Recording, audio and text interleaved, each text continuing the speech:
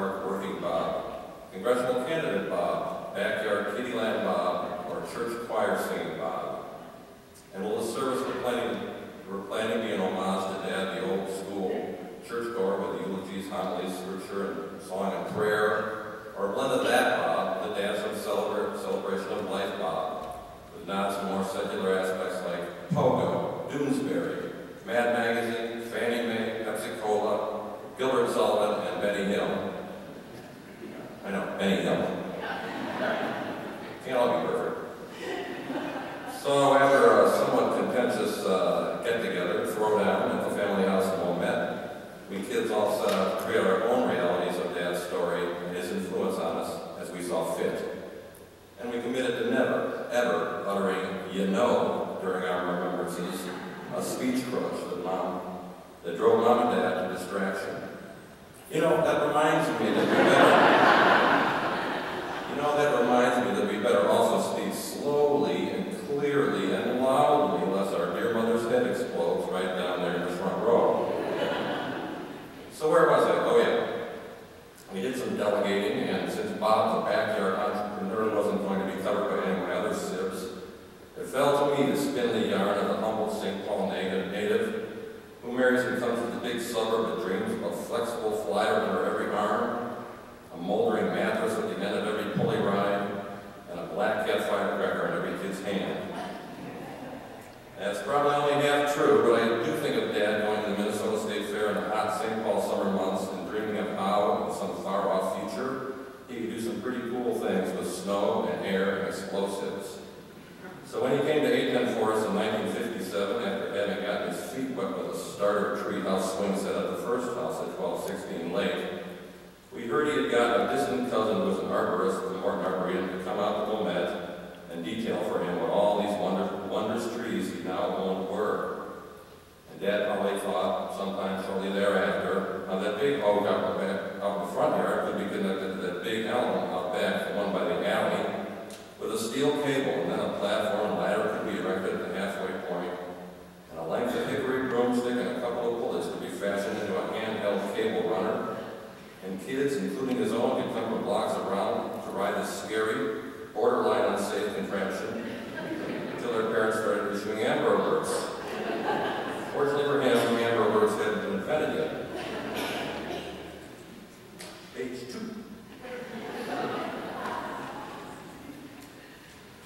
I didn't tell Phil to be brief. I said, I'm not going to be brief, so I encourage everybody else to be.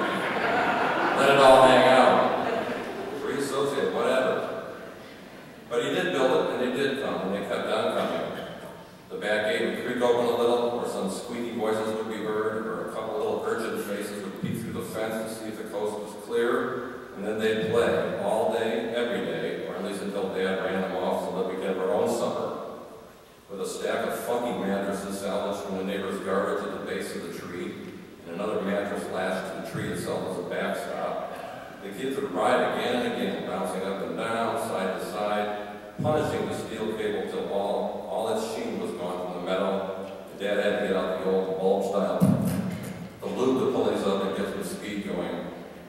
Simultaneously, Dad would be out working in the yard, trimming bushes, cutting the grass, planting geraniums around the purple martin birdhouse pole. But at some point, we'd pull a lawn chair into the shade, wipe his brow on an old cotton handkerchief, and answer any and all questions that might pop into the heads of the youngsters in the yard.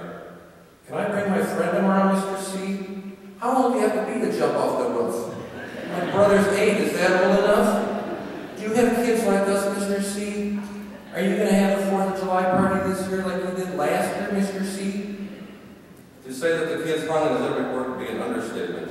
Years ago, a little tyke asked Dad when he could come back that evening. Dad replied, 6:37. Sure enough, at 6:37, the doorbell rang, and there was the kid. Eventually, the big elm in the alley, the tree that had grown over the metal spikes used as rungs to climb it, the tree that had weathered years of kids swinging from it, climbing on it, and crashing into it, succumbed and had to be dug out. Undeterred, Dad somehow found a telephone pole installer and had a 30-foot creosote monolith put into the tree's place. He had the top lopped off on a bias in which he affixed a 10-foot long ash 2x8 from which to hang a swing. It was one one of Dad's finest engineering feats, and we buried a mayonnaise jar time capsule in the concrete footing to commemorate the occasion. This scene, this kids running amok scene, was repeated again, weather permitting, in the winter. That was when the pulley would come down, and we kids would tug the ridiculously heavy wooden sledding ramp out from the muddy weeds along the fence line, up to the pulley platform where Dad would have his trusty boring drill with a slotted screwdriver bit in it, waiting, and while we held the thing just so, he'd set the 4-inch steel wood screws into the beveled edge of the rickety old green platform. The ladder to climb the platform was still in place for the pulley season, so all we had to do was wait for the snow and freezing temperatures. And wait we did. But more often than not, we got that perfect storm of a hefty snowfall followed by several nights of freezing temps.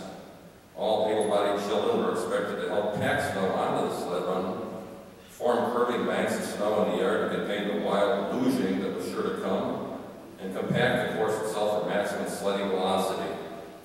Then, after the sun had set, Dad would don his buckle up galoshes, pull on his heavy wool-lined leather mittens, cinch his parka hood tightly around his face, hook the now frozen 50-foot length of garden hose from the laundry room sink, and begin the final icing process. He'd spray before dinner, let it freeze. He'd spray after dinner, let it freeze. And finally stay up past his normal bedtime to give it one last misting, so that the next day the sledding would be, as he'd say, first rate. Along with the readying of the sled run, the yard had to be festooned as if a true winter wonderland were to be realized. We'd scout the neighborhood for worthy Christmas trees that had been discarded, and drag the ones from too far away home behind the car. Then we'd pack them in a mound of icy snow and wet the whole thing down. Repeated a dozen times, and we got a veritable Sherwood forest. We'd also spray lights from the back of the house to the stockade fence on the alley for an awe-inspiring multicolored holiday display.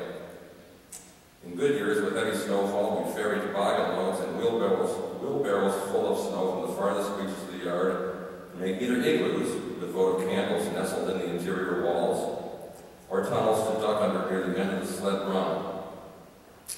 When the igloo eventually melted, you'd have an ideal king of the mountain vantage point from which to repel your siblings, and when the tunnel collapsed, a giant mogul over which to launch your sled.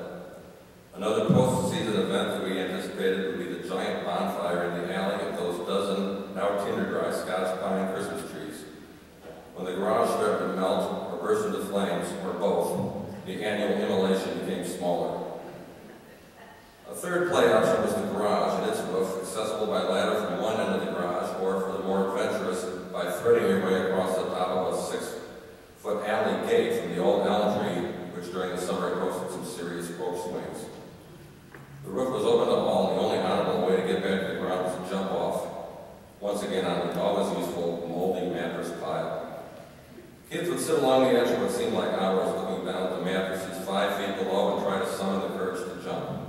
Once they did, they couldn't get enough and spread the word far and wide of their bravery. Oh, and how easy it is. The roof was also good for vanquishing, during a heavy acorn year, our foes from nearby St. Francis Elementary School.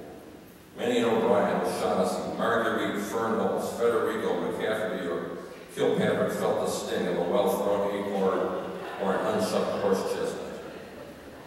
Our backyard and the alley were the epicenter of all the neighborhood's kiddom, and kick the can, hide-and-go-seek, and three-wheeling exploration were the order of the day.